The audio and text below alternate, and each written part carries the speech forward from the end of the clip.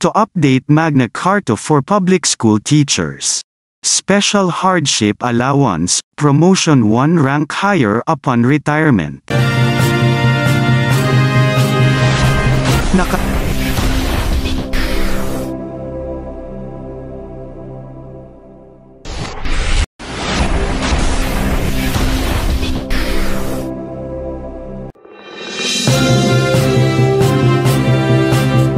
Magandang araw po mga kaguro. To update Magna Carta for public school teachers. Special hardship allowance, promotion 1 rank higher upon retirement. Nakatakdang maghain si Senator Sherwin Gatchalian ng panukalang batas na naglalayong i-update ang Magna Carta para sa mga public school teachers. Ang iminungkahing panukala ay magbibigay ng special hardship allowance sa mga mobile teachers, kabilang ang mga alternative learning system mentors.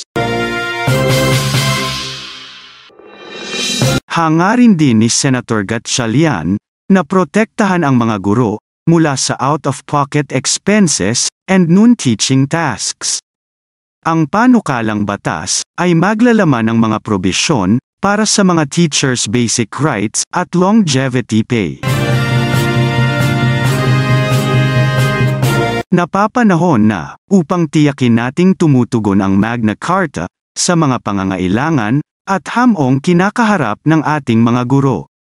Nakatakda tayong maghain ng panukalang batas na mag-aamyenda sa Magna Carta at magpapanukala tayo ng mga bagong probisyong siguradong magtataguyod sa kapakanan ng ating mga guro, sabi ng Chairman of the Senate Committee on Basic Education. Ipinunto ni Senator Gatchalian na 57 taon na ang nakalipas mula nang maipasa ang Magna Carta for Teachers, ngunit ang ilan sa mga probisyon nito ay hindi pa ganap na naisa sa katuparan.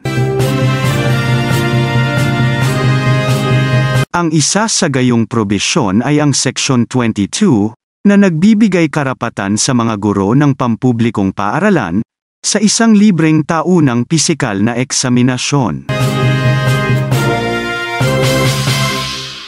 Habang ang Department of Education ay nagbigay ng ilang monetary medical assistance mula noong 2019, wala pa ring programa para sa taunang check-up ng mga guro, ayon sa mandato ng Magna Carta, sinabi ng senador.